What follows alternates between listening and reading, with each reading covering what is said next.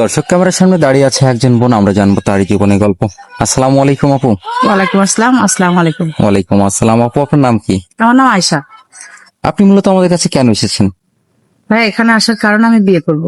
কেমন হাজবেন্ড চান? আমি হাজবেন্ড চাই মনের মতো একজন। সংসার ধর্ম যে পালন করবে এরকম একটা মানুষ চান, তাই তো? জি।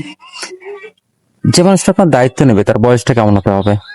ভাই, আমি জানি আমারও বয়স হয়েছে, আর আমার দায়িত্ব যিনি নেবে তার বয়স বা ছেলে মেয়ে স্ত্রী আছে, আমার তাতে সমস্যা নেই। কোনো ভাই যদি আপনার দায়িত্ব নিতে চায় সে যোগাযোগ করবে কিভাবে? আপনাদের মাধ্যমে।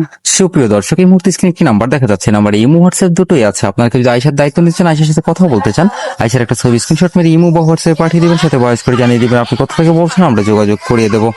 আয়সা দেশের বাড়ি কোথায়? নওগাঁ। ফ্যামিলি থেকে কে আছে? ফ্যামিলিতে শুধু মা আছে, আমরা 2 বোন। আপনার তো এর আগে বিয়ে শাদী হয়েছিল, তাই না? জি। কতদিন সংসার করেছেন? 6 মাস সংসার করেছি। 6 মাসে কি হয়েছে যে সংসার নষ্ট হয়ে গেল? আমার হাজবেন্ড আমার বিয়ের 6 মাস পরে রোড অ্যাক্সিডেন্টে মারা গেছে। আপনার বর্তমান বয়স? 33। আচ্ছা আপু, ভালো থাকবেন। আসসালাম।